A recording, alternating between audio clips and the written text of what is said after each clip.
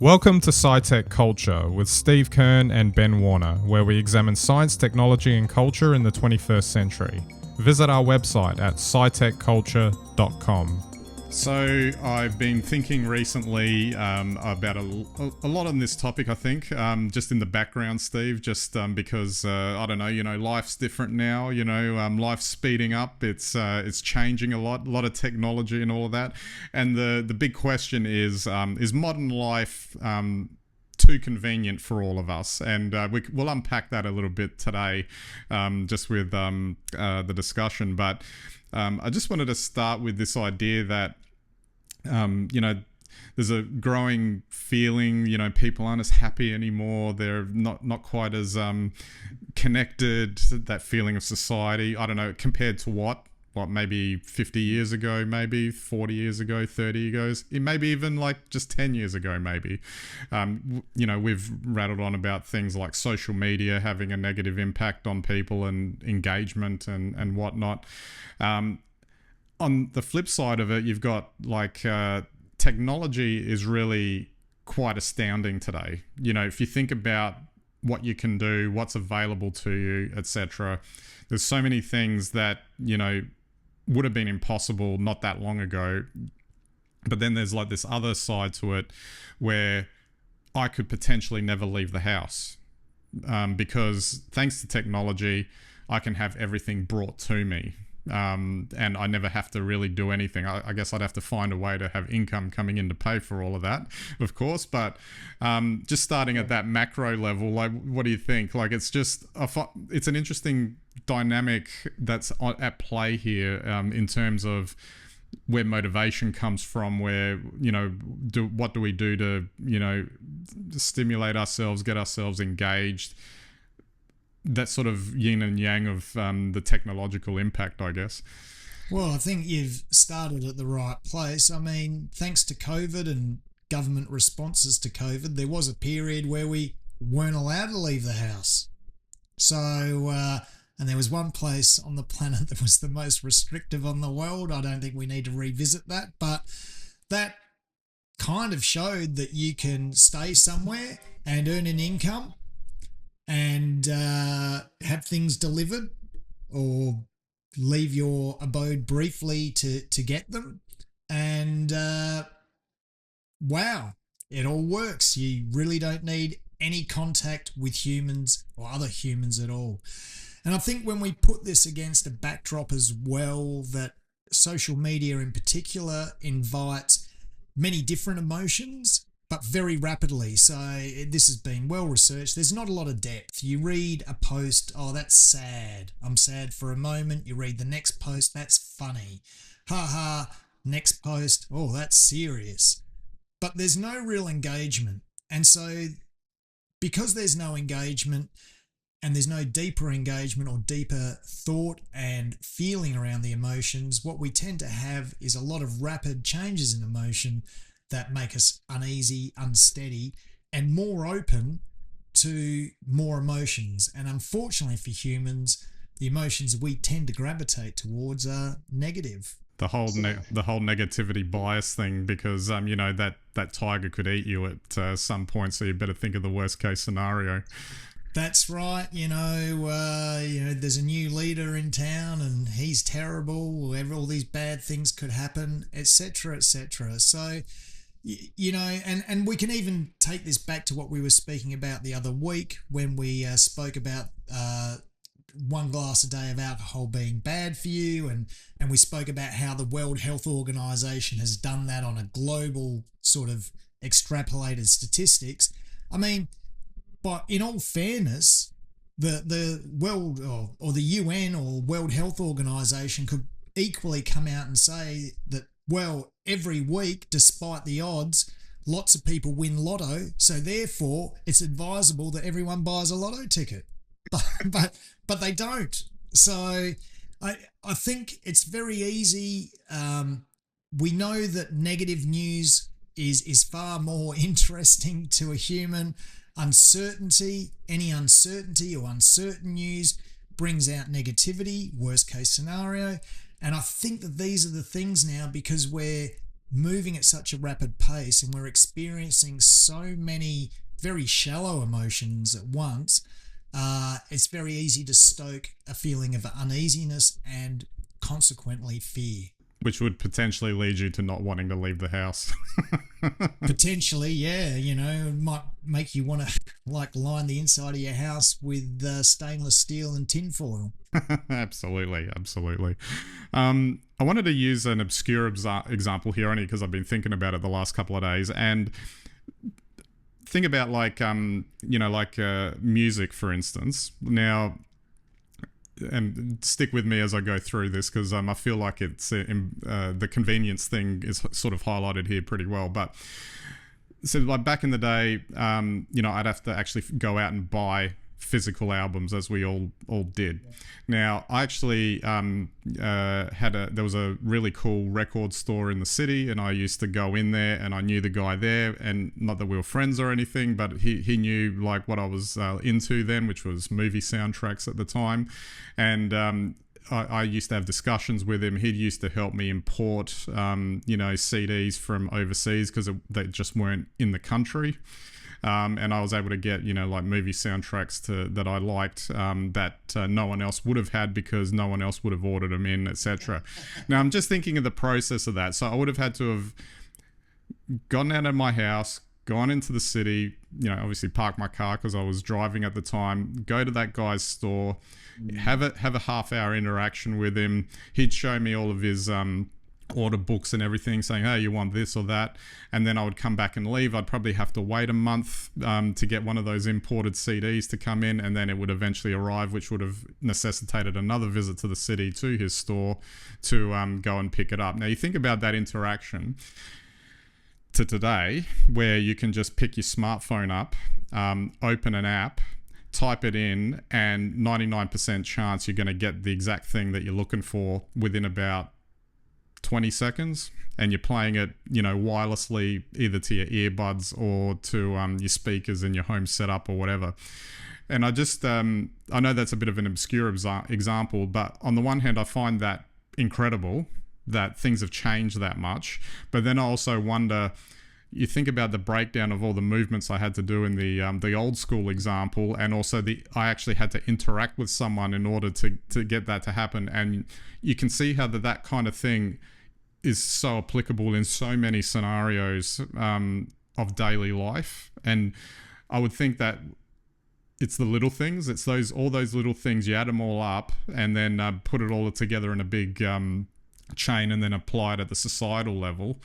I think it can explain a lot when it comes to how we're feeling about things and how we're interacting or not interacting, as it turns out, and how society kind of changes on those little things. Oh, look, I'd agree. I'd think anyone over the age of 25 would appreciate what you're saying. But what you're showing is a deeper engagement. So you had restricted access to these materials or content, whatever you want to call it. You had to seek it out, and there was a whole process involved in that involved interacting with someone else, obscure channels to find information on what's on this soundtrack, maybe even get a track, listen to one of them or whatever. It's very obscure, but I think everyone understands that when you have something of interest, very often the best experiences around that are how you pursue that interest and the depth with which you engage in that interest. If you're casually interested in a movie and you've kind of heard a soundtrack and it's getting fed into your algorithms anyway and you can't get past it, and then you just go, let's have a listen to it, it's all the same. It's all the same as the other music that you don't have any interest in listening to, except you've kind of maybe selected this one semi-actively. It's very convenient, it's fantastic, but it doesn't generate the depth of engagement with that music. And I think that applies very broadly to so many things. And when you understand something, you have a greater appreciation. So if it's something that's potentially scary, if you have an understanding of what the danger is, And then because of that understanding, you realize that yes, that's dangerous, but in this particular situation, it represents no threat at all. Then you don't worry. But if you just see something that's dangerous, you know, and you think that it could be out there because people say it's snake season and snakes are dangerous, and you live in an area where there's snakes, it's very easy to become nervous about that and disconcerted. If you understand that those snakes don't live anywhere near you, then you're probably all right. I just want to pick up on something you said there about the depth of engagement, and maybe that's the crux of the issue here with this whole life is too convenient question, because a lot of that depth of engagement is removed simply because things have become so convenient. I can right now, after we finish this podcast, for instance, just pick up my phone and order all my groceries in to be delivered.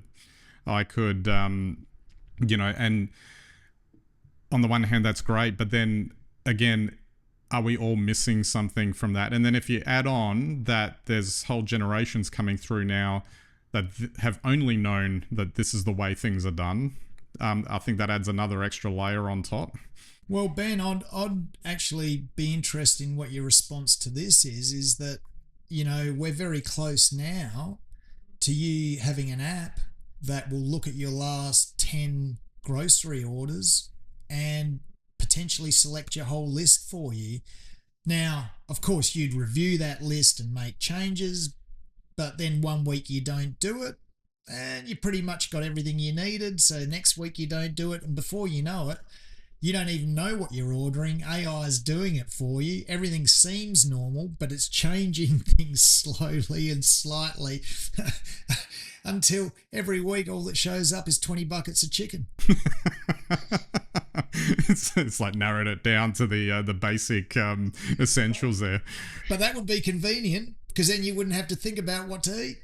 Can you? I find that astonishing. The idea that aside from it learning what the grocery list would be, it would also know to order it at 4 p.m. on a Friday afternoon and have it delivered by 5 or something, so I'm ready for the weekend, and I don't even have to have that level of interaction.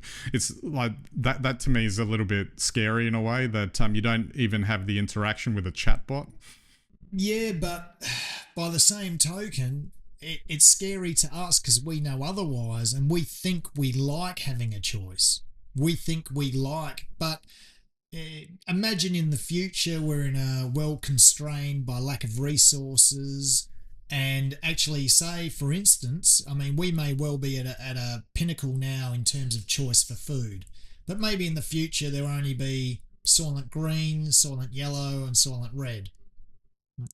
And then like AI will just work out which Soylent it sends you, dependent on price. I mean, you might work on the preferences, but you can see how in certain instances, if food was to become generic, which in some ways processing in the future could make it generic, would you have an interest? Would you really care? No, you just hope there was something there so you could make some slop to eat at the end of the day.